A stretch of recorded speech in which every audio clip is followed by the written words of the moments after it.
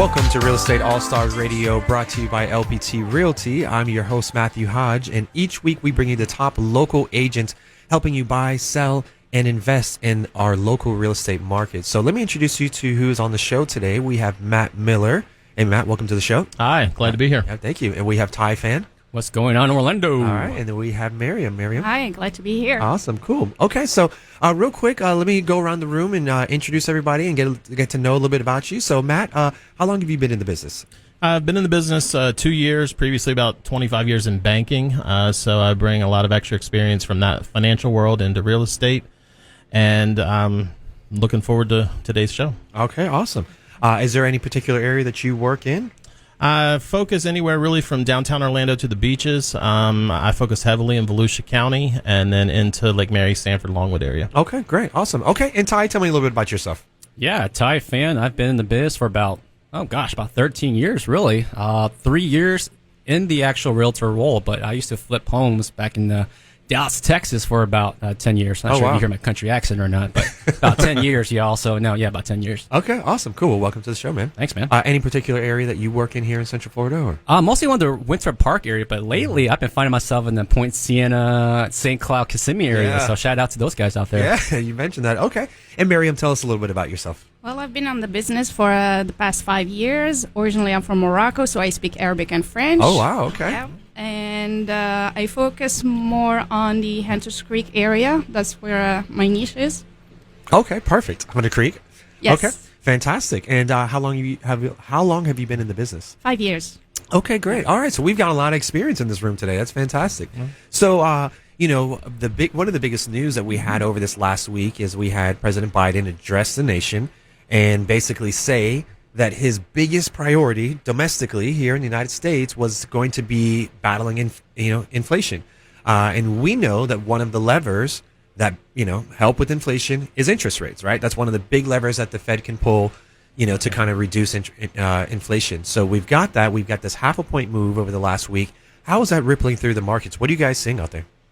Yeah, so this is Ty over here at TySellsFlorida.com, and to be honest, surprisingly, I have not seen it affect my book of business at all. There are still a lot of people out there looking for homes, just because they've lived the apartment life for so many years. Mm-hmm. Where they just came in as couples and got married, and fast forward a couple of years, now they have kids now, so they're just ready to get out that apartment life and find something of their own and put that money back into their pockets instead of someone else paying someone else's mortgage. Yeah, so. That's right. It's funny. We're going to talk about this a little bit later on, but the cycle of investors coming through, purchasing these homes, snatching them from primary, homeowners, and then renting them back out, and that, having a drastic increase in rental rates. So we're going to talk a little bit about that later on in this show. But yeah, so that is something that's been the sentiment, right? We know that the interest rates rising should slow down demand, and people are worried. Are we going to see a reverse in pricing in terms of home and appreciation? Like, what is your predictions there? Well, this is Matt Miller, LuxuryStartsHere.com. I'm seeing right now that there's a lot more inventory actually coming on the market in the Volusia County area. We are seeing some higher price point homes at the market. So the sweet spot seems to be anywhere from $300,000 to $400,000. But the 400,000 and plus market, there's actually quite a bit of inventory. Yeah. And it's so funny because last month was, if you're looking at a chart, right, and it could signal the very bottom, but the month of April was the inventory continued to shrink. The month of May was the first time that we've seen just a slight increase back in inventory. Yeah. Now, we're still far away from a healthy supply and demand, but it was the first time that we've seen the increase just a tad bit. So it could be an actual signal that the market is starting to change. These interest rates are starting to work. It is starting to cool the market down. And so people are wondering, does that mean that we're going to have, reverse pricing on homes? Or what does that look like when, as things shake out? This is Miriam again. Unfortunately, as I've seen with my clients, is the buying power is not there. So somebody who was approved for 400,000, now they're only approved for 380 because of the interest rate. Right. We've seen the listing it's down last month 2%, and we still have only 1 month of inventory. Right. So yeah, and people forget that these interest rates rising is the whole goal is to return us back to a normally balanced market where, supply and demand are kind of in line. What's creating this, I guess you could say, massive appreciation and how quickly things are rising? Yeah. One, we've got a lot of people moving to Florida, right? But that's organically happening, and that's okay. But then you've got it where these interest rates that are, at historic lows are creating another layer of demand. And then you've got these investors who have seen equity come in so quickly that they're coming through and purchasing these homes. And so interest rates rising should hopefully start to solve some of that out. But it's not necessarily meaning that we are going to have an adverse effect. Like, this is actually a positive effect for homeowners and people who are trying to enter the market, because you're saying, people are getting price out of the market. So if prices continue to go up, interest rates go up, which means that your buying power goes down. You're being squeezed on both ends. But Ty, you said something earlier which was interesting about the rentals. Rentals right now, it's right now. I think we pulled the last numbers for like a 1-bedroom apartment. It's running out $1,700 a month. That's a national average, $1,700. Wow. So I mean, if you get approved, if you're paying $1,700 a month and you have the opportunity to go and get approved for a loan and pay a $1,700 mortgage payment, do it now before it gets even higher. Yeah. I mean, so you're basically looking at what, $300,000 purchase price about with these interest rates at $1,700 a month versus going and maybe renting a 1-bedroom apartment, and you're getting more square footage out of that. Correct. Plus, that's some money coming back to your pockets instead of paying someone that you're never going to see that money back again. Right. Yeah. Absolutely. And we've heard that there's been a bit of a shift from sellers who have decided, hey, you know what? I'm no longer going to sell. I don't want to contribute to this problem. I don't want to sell to, an investor. I want to sell to someone who's going to live in the home. I want to sell to a family. And while that may not be the majority of people, I have heard more recently that people are starting to think about it that way because, they don't want to be, they want to sell to an offer pad or investor. Have you guys seen that in, any dealings, or is it just, hey, whoever brings me the best deal, I'm going to go with? Yeah, this is Matt Miller. I'm not really seeing that. I'm seeing sellers still wanting to put their houses on the market. Plenty of buyers out there for it. People want to take their equity now. They're afraid that values will eventually start to go down, so they want to take their equity and get out and move on to whatever the next step of their life is. There are, though, as to piggyback on these first-time home buyers and people getting priced out of the market, it is a concern. I have 2 clients right now that are probably going to be priced out to where they have to go into rentals, and it's unfortunate. So if you are thinking, don't wait. Contact a realtor. You can reach me on my cell, 407-480-0271. Happy to walk you through the process. There's still opportunity for the first-time home buyers, but if you're thinking about it, now's the time. Yeah. I mean, I believe that we are in that critical window where maybe you're at the tip where appreciation is going to start to slow down a little bit, right? We're not talking about home prices going backwards. We're just saying we're not going to probably grow another 17% this year, right? But you've also got it where interest rates are just starting to creep up. So right now is kind of that last little window. If you're thinking about capitalizing on this market and purchasing somewhere else, this is kind of that sweet spot. Would you agree? Or yeah, I mean, it's scary because they're projecting it to cross over that 6% threshold. Right. So, I mean, I've never seen a 6% threshold in my career in the real estate business. And for that's definitely going to almost, not to say eliminate, but it's definitely going to put a dampening on your buying power. Right. Yeah. And, I mean, we've seen, so I've been in the business for quite some time as well, too. I've definitely seen the 6%. I have never seen it go from the mid 2s to 6 as quickly as we have. And so I believe that creates a shock factor. What that looks like and how that translates through the economy, I'm not quite sure yet. I guess, we'll have to see. My guess is that what's going to happen is that you're going to have a group of people who were previously qualified for, let's say 500,000, who are now maybe qualified for 450. You're going to see everyone take a little shift down. And hopefully that's the first start of saying, hey, we're no longer going to get 50 offers on a property. Maybe we'll get 30 offers. We're going to start to get that back in balance, which is really needed, for an overall healthy economy. So, Miriam, I know that you said that you are from From Morocco. Iraq. Okay, Morocco. Yeah, Morocco. Okay. Did you do real estate there as well? Or? No. Okay, No. so when you came to the United States. Right. Okay, gotcha. Is it different, the buying process there versus? Oh, absolutely. Yeah? Yes, Okay. it's totally different. But to your point about the interest rate, when you said that we didn't see a jump from the 2% to 6%, what I feel not bad, but I feel about the buyers that went under contract with new constructions last year. Yeah. Those interest rates were low. Yeah. However, they still can refinance after because they didn't like their interest rate, let's say last June. So Yeah.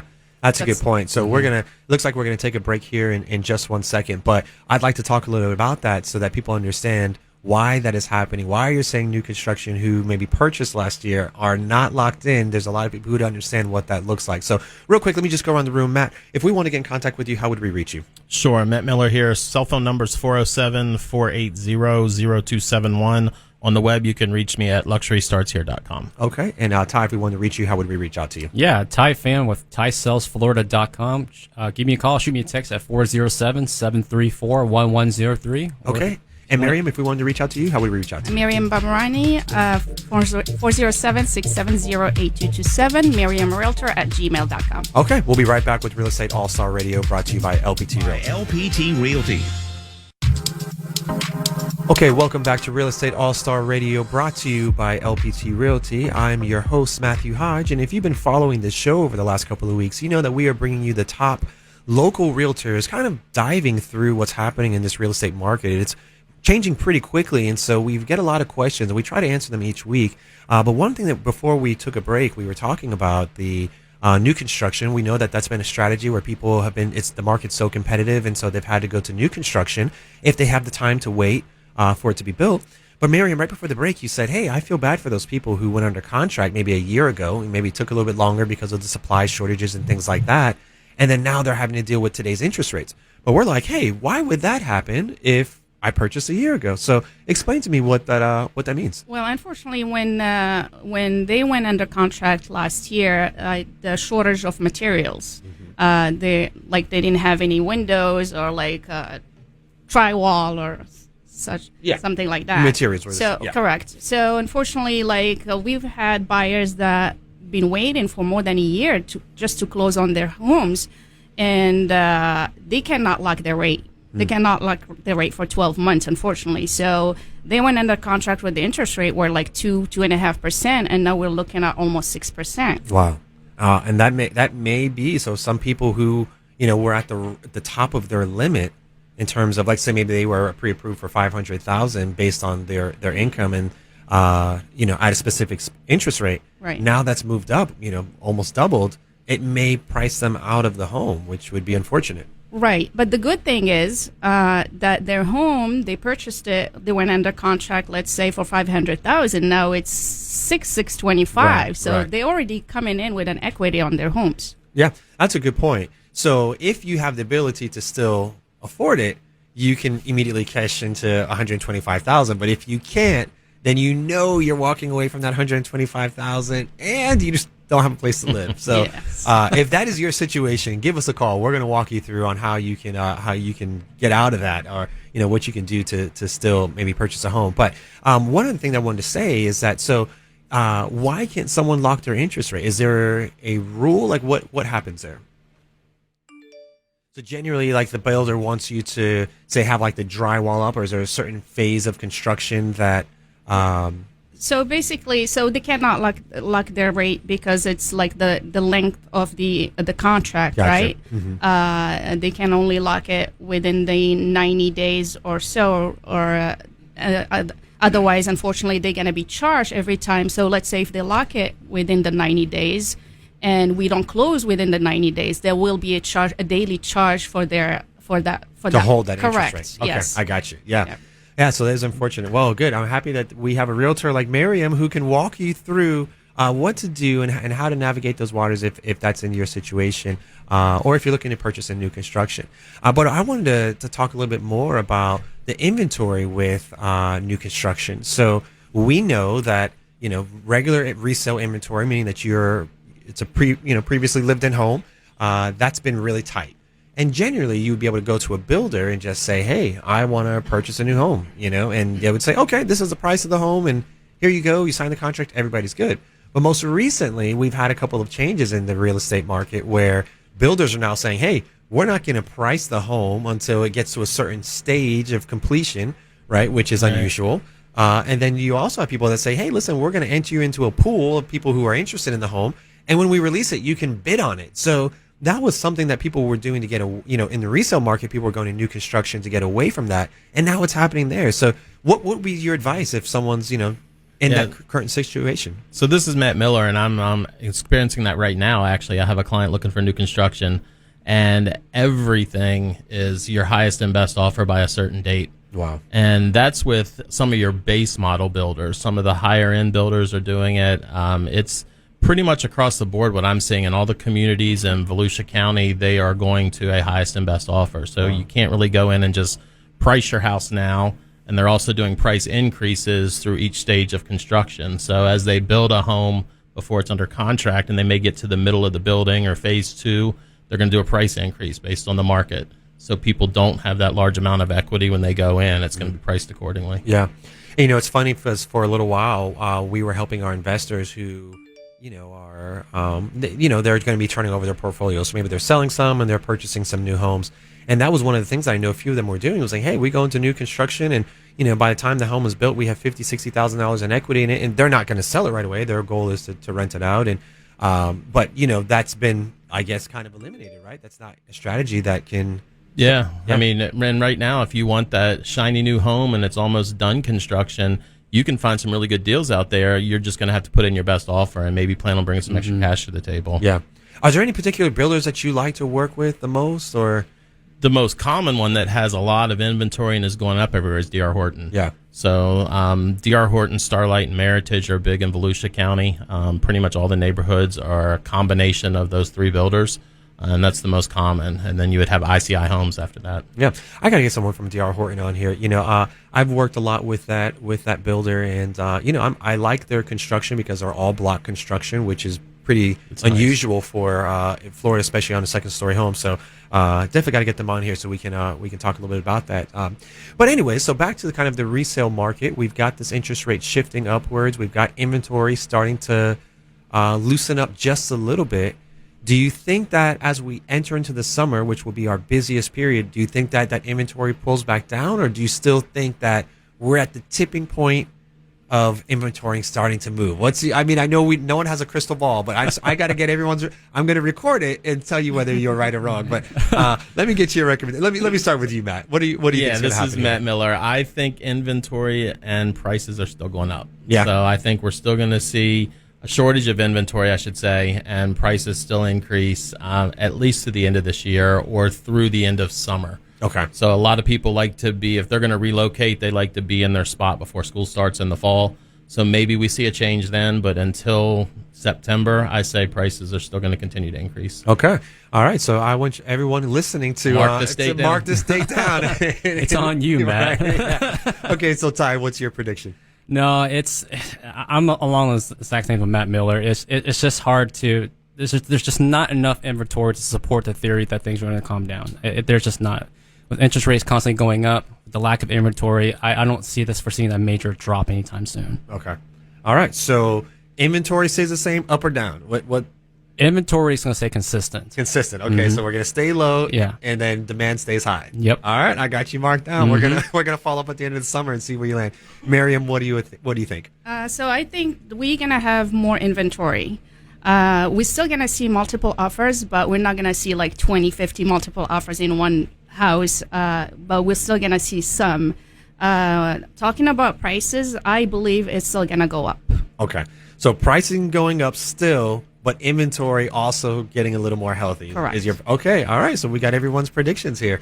So okay, that's gonna be interesting to watch. And what makes you think that inventory is going to go up, but then prices will still continue to go up? Because generally, right, if you're adding more supply and you're reducing demand, that would be the recipe for prices to kind of slow down a little bit. But you're not saying that. So I'm not saying that. I'm not seeing that because we still have out of state buyers coming to buy here, and for them, it's still the prices are great, right? Okay. So unfortunately, like for people that live in Florida, the prices are high for them, but out of state, there's still a good deal. Right. We're still gonna see a lot of investors, and that's what's gonna drive the prices higher. So you're right. So we have a lot of people moving from California, and really from the Northeast and from Southwest, and and the price per square foot there is higher than what it is here. So if you're local and you're looking at it, you're like, oh my goodness, I remember when it was $150 a square foot. Now it's $300 a square foot, so it's expensive to me. But someone who's coming from a place where it's $500 a square foot, they're like, oh my goodness, this is only $300 a square foot. I'll give you $325. Right. So you have a lot of that happening. And so I tend to agree with you in that the people who are moving in, because there's such a big influx to here, Central Florida, it may kind of circumvent those levers that are being pulled to slow the market down. I mean, maybe nationally that happens, but I think here locally we continue to see home prices rise. There we go. I got it out there. All right, we're going to mark that one down. Yeah, I know. There it is. It goes in full circle. Right. There. Yeah, hold on. Okay, so we've all got our predictions in. So one of the things I want to talk about real quick, I heard that affordability for first-time homebuyers, they're trying to find a way to, make that a possibility again. We've heard about credits from grants, things like that, and it looks like we're going to take a break here in a second. So we're going to talk about it right on the other side of the break. But what are your thoughts in terms? I want you to be thinking about this now. What are your thoughts on how that works? Is that something that the government should get involved with, or should the market kind of play itself out? I'm curious to hear what everyone's thoughts are. So, real quick, let me go around the room and get everyone's contact information. Matt, if we wanted to reach out to you, how would we reach you? Cell phone at 407-480-0271 or on the web at luxurystartshere.com. Okay. And Ty, if we wanted to reach out to you, how would we reach out to you? Yeah, a call text 407-734-1103. Website TySalesFlorida.com. Okay. And Miriam? Miriam, 407-670-8227, and social media, Realtor Miriam. Okay. We'll be right back with Real Estate All-Star Radio. Stars Radio, brought to you by LPT Realty. Welcome back to Real Estate All-Star Radio, brought to you by LPT Realty. I'm your host, Matthew Hodge. And right before the break, we were discussing the government getting involved with making home pricing affordable. Now, generally, anytime the government gets involved with something, it usually makes it more expensive, right? Like student loans or things like that. And this is not a political show, so we're not going to, talk about the pros and cons of those things. But we are just talking about the effect. Generally, that makes things more expensive. So are there any thoughts on, should someone be advocating for something like that? Or are there paths right now that we can do to help homeowners get, first-time homeowners get into a home if, they're kind of struggling to come up with that down payment? What are your thoughts? Well, this is Matt Miller. I think that there are some definite opportunities, especially in the first-time homebuyer market, to offer some assistance. Rent crisis right now, it's out of control. So there's a lot of people that cannot afford to pay the rents. And so if there's a way that we can get some governmental assistance to help them get into their first-time homes, I think there's some opportunity. There are programs out there, and that's one of the reasons you want to consult with a realtor. We have a lot of connections with lenders. There is a 3% conventional down payment mortgage that's out there, but it's based on the median income of the area. So it depends on where your income falls. But for some lower income first-time home buyers, it's a great program, and I'd be happy to discuss it with you. Awesome. Yeah, I think that's great news. Yeah, and what kind of struck my mind was, and this is not here in Florida, but in New York, they basically were saying first-time home credits was $100,000. They would give you $100,000 towards your down payment. And I hear things like that, and I think, man, is that the way to fix that? Is that the way to make it work, or does that actually make things worse? Because now you're buying into exactly what you're trying to stop. Yeah, I guess it depends on where that 100,000 is coming from. So obviously that means you're paying more, and your taxes would be the only place that they're going to pull, or funding from something else. So it depends on where they're taking it from. I mean, you'd really have to look hard at something like that if it's going to be beneficial. Right.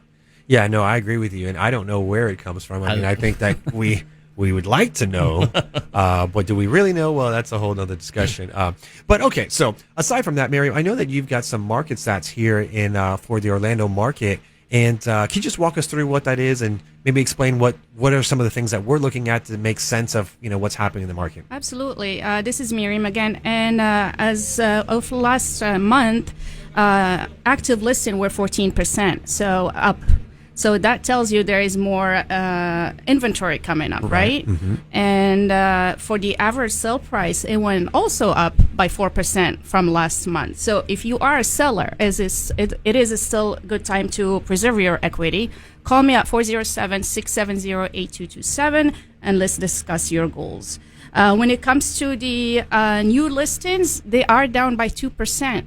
So going to the summer, we will, as I said before, we will see more inventory than before. Nice. Yep. Nice. All right. Well, thank you and that is something that data you're looking at is that It's Orange and Osceola County. okay, gotcha. Yes. Okay, yeah, that's I think that's a great snapshot. You know, we were listening to our counterparts over in Tampa, and they were talking about some of the same things, and they were kind of dissecting it by counties. There were some hot spots there, and there were some that were kind of cooling off, and it seemed like waterfront properties are still just going absolutely bonkers. Like if you are on the water, you know, it doesn't seem like there's any slowdown in sight. Those are highly sought after properties where as some of those big builder box retailers, those ones are kind of starting to come down a little tiny bit in terms of demand. While I get it, we still have a ton of people looking, you know, multiple offers on each home. It just seems like those still are ultra hot where the other ones are kind of Right. modestly hot. You know?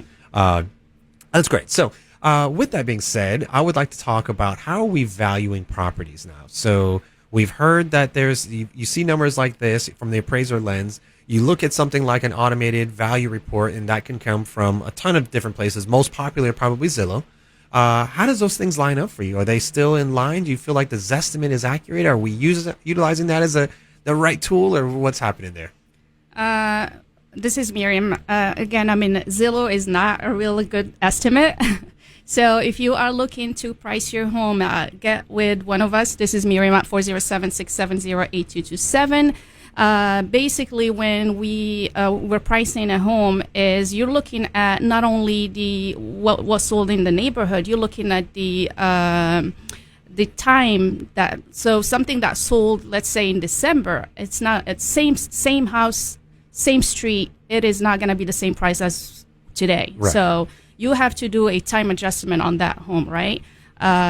We look at the square footage. We look at the where the property is located. Talking about like the site, so things like that. And again, Zillow is not really accurate. Right. when You know, yeah, no, I agree. I mean, I believe it's a conversation starter. Like, yeah, it's going to get you a ballpark, right? You're going to genuinely understand where you are. But if you're really curious about saying, hey, I either want to refinance or I really want to see what it would look like for me to sell it with real numbers, you got to have a person come out. You got to have a qualified realtor like representatives here from LPT Realty to come really give you the value of your house. So that's one thing, right? But then is there things that you can do to increase the value of a home? Just, you know, is there something a realtor does? Is it like you can just throw it up for sale and then it just sells itself? Like what happens in that process? No, absolutely. This is Ty Phan over at TySalesFlorida.com. And kind of like what Miriam said, there's a lot of factors into the appraisal or the value of the home, right? And Miriam kind of touched based upon like the time the property was sold, but you also got to take into account upgrades, because if it's just an oddball random example, if you're in an area and your neighbors are doing phenomenal upgrades, but you don't have upgrades, that baseline you see on Zillow or Zestimate may not be the accurate one for you. So it takes getting a realtor into the house to check all those out. Yeah. So basically what you're saying is that, okay, so nothing is sold in this neighborhood. Someone has come in, done a ton of renovations. They are now selling their house. Zillow says, okay, hey, we've got data in this neighborhood. Your house is worth, $500,000. But it's because this guy maybe have a pool. He's got granite countertop. He's got all these modern appliances, right? But you don't have that. And so the fear is, or that you can say, hey, my house is also worth $500,000, and you can overprice your house And not sell it. Right.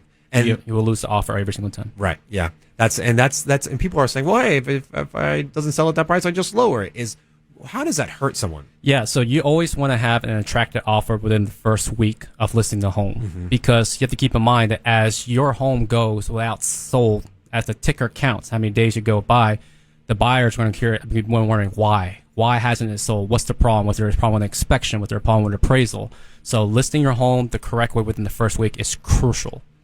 Yeah, and it's funny because back in the day, if a house was on the market for 30 days, and I'm saying back in the day, I'm talking about a year and a half ago, 2 years ago. Right. If the house was on the market for 30 days, it would be like, oh, this is a brand new listing, right? Now, if it's on the market for 30 days, you're like, it's got to have a hole in the roof. There's something wrong with it, So it's just so funny how that shifted so quickly.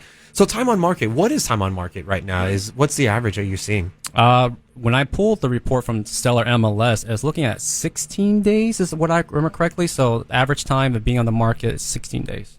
I feel like it's a lot faster than that. I know that's what the averages say, but when I really go look at the pending, and maybe there's a couple of ones that are really overpriced, and that's dragging the average Right, up, that's or there's probably new what it is. construction that is out there who's they leave that on there for a long time before maybe that's happening. But I feel like the actual resale market, I believe it's 2 days, 3 days max. Yeah, you know? absolutely. I mean, sorry, go ahead, Matt. Yeah, this is Matt Miller. I agree with that. So I think that there are a lot of things dragging the statistics down, but you look at the actual homes that are ready and available to move, it's probably 3-4 days max, I would say. And that's because some people are saying, hey, listen, I'm going to list it on Thursday.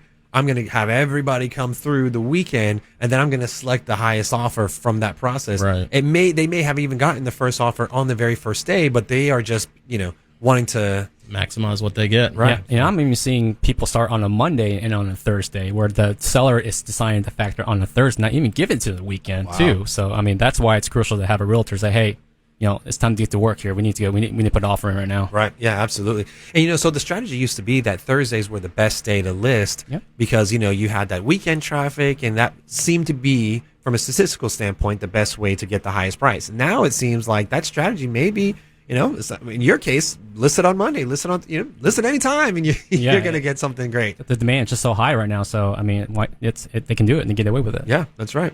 Okay, so real quick, let me go around and give everybody's contact information. We're going to take a break here in just a second. But Matt Miller, if we wanted to reach out to you, how would we reach you? Reach me on my cell, 407-480-0271, or on the web at luxurystartshere.com. Okay. And Ty, if we wanted to reach out to you, how would we reach you? Yeah, website TySellsFlorida.com. Cell is 407-734-1103. Okay. And Miriam, if we wanted to reach out to you, how would we get in touch with you? Call me or text me at 407-670-8227 or Realtor Miriam on social media. Okay. And so we are all working with buyers at the moment. So when we come back, we are going to talk about the buyers that we're working with, and we're going to see if we can connect them with a seller right now. So we'll be right back with Real Estate All-Star Radio. Realty.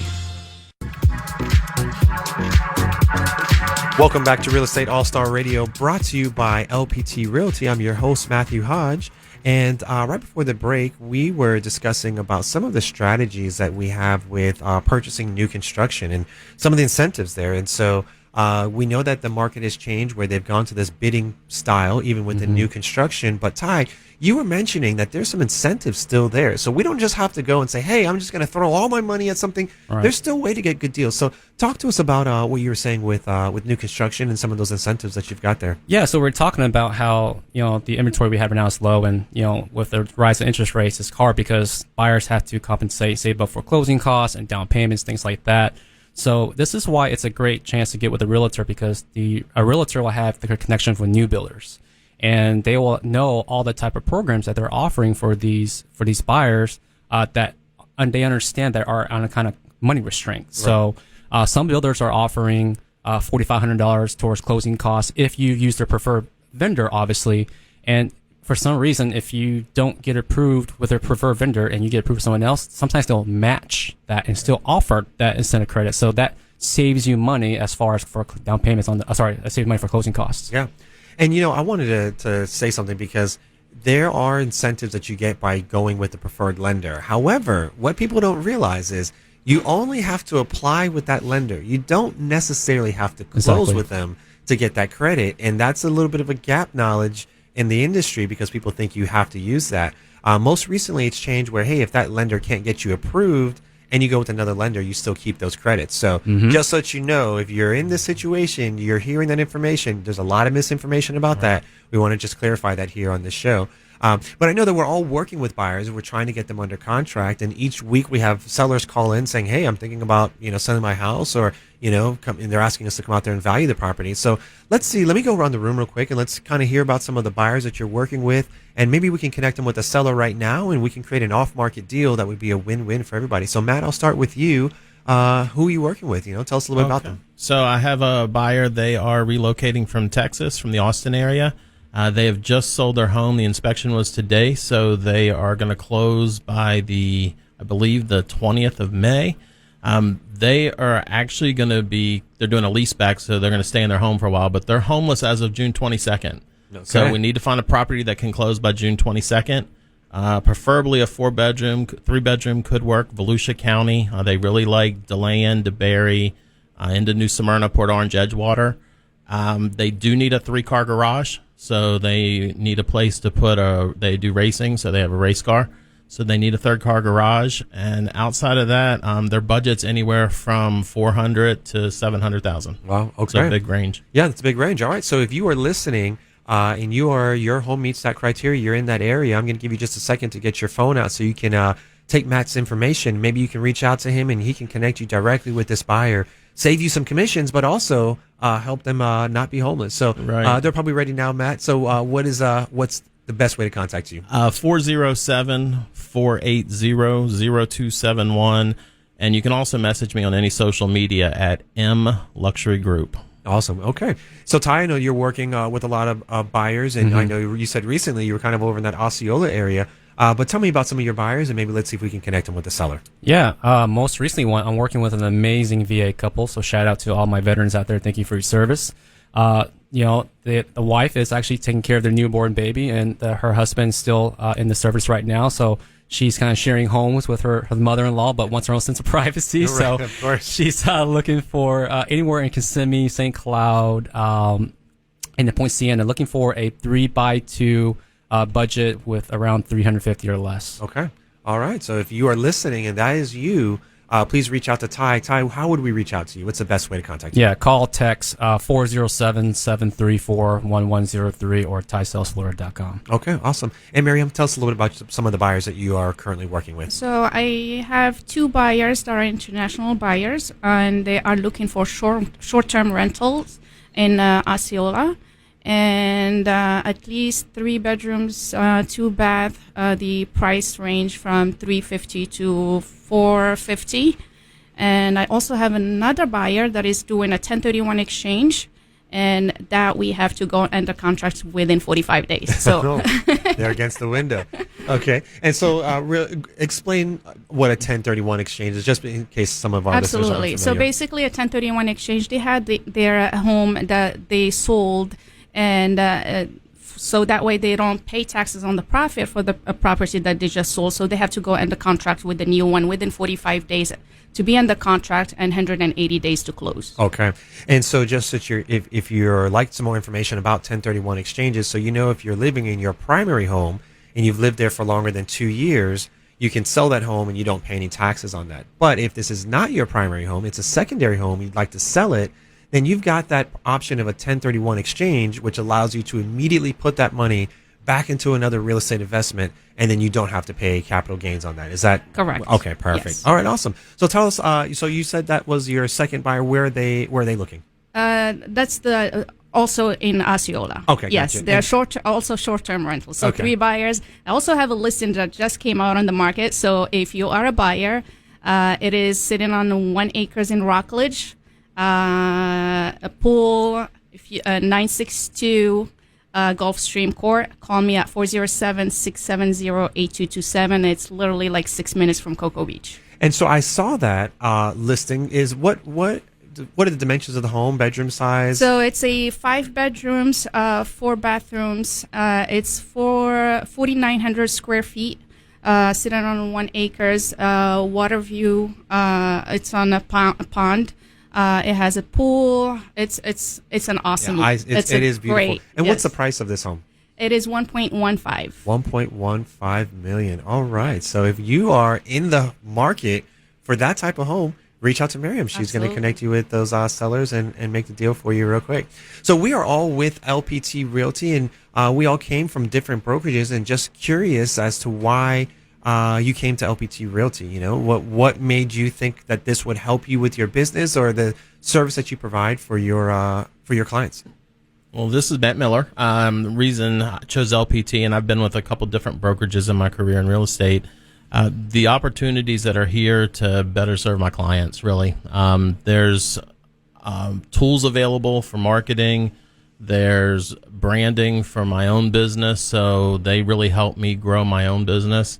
And it's low cost. Actually, it's pretty much no cost. So it's an amazing brokerage. It's a platform that I've never seen anywhere else, and I'm super excited that I'm here. So Awesome. Well, yeah, we definitely appreciate that. And you're right. What people don't realize is that when the brokerage and the real estate agent partner together, they share that cost, which means that those cost savings get passed to the consumer, which means they get more dollars for marketing.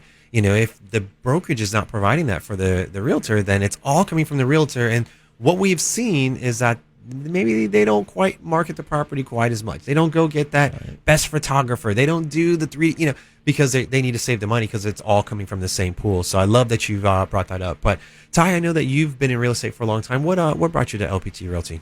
Yeah, I came over from a national broker, and what really sold me was how LPT is so selfless. They definitely want to make you succeed. They're not greedy in a sense. There's two commission structures where that fits any type of realtor, depending on no matter what your tenure is. If you're just getting out and getting your license the very first time, or you've been a tenure for a realtor for a long time, they set you up for success and able to market your brand and market yourself. Awesome. And Miriam, what about you? So also same thing what Matt and Ty said. Like the tools that we're getting, like the listing power tool pack. That's a great tool to have, especially when you market a listing. Also a free CRM with the Chime, and I believe it costs $1,200. We don't pay anything for it. Like all those marketings that we're getting, and it doesn't cost us anything. It's like you're getting everything for your consumer, for your buyers and sellers, and basically LPT is for the agents. That's right. Yeah, I love that you've brought that up, because you're right. It's the consumer who ultimately gets to win in this scenario when the broker and the realtor align success and they create this better experience. It's more exposure for the sellers, which drives higher prices, and a better experience if you're buying. So real quick, it's we're gonna cut this off here for this week, and so I'm gonna go around the radio. I was gonna say go around the table and get everyone's contact information. So if you'd like to reach out to Matt Miller, Matt, how would we reach out to you? Sure. Reach me on my cell, 407-480-0271. LuxuryStartsHere.com on the web, and M Luxury Group on all social media. Okay. And Ty, if we wanted to reach out to you, how would we reach out to you? Yeah, call text 407-734-1103. Website is TySalesFlorida.com, and social media, the handle is Phan Realtor. Okay, awesome. And Miriam, if we wanted to reach out to you, how would we get in contact with you? Call me or text me at 407-670-8227, and on social media, Realtor Miriam. Okay. All right. So everyone has their prediction. So if you're listening, make sure that you reach out to these guys on social media and find out if they were right or wrong. But that does it for this week. Thanks for listening, and we will talk to you soon.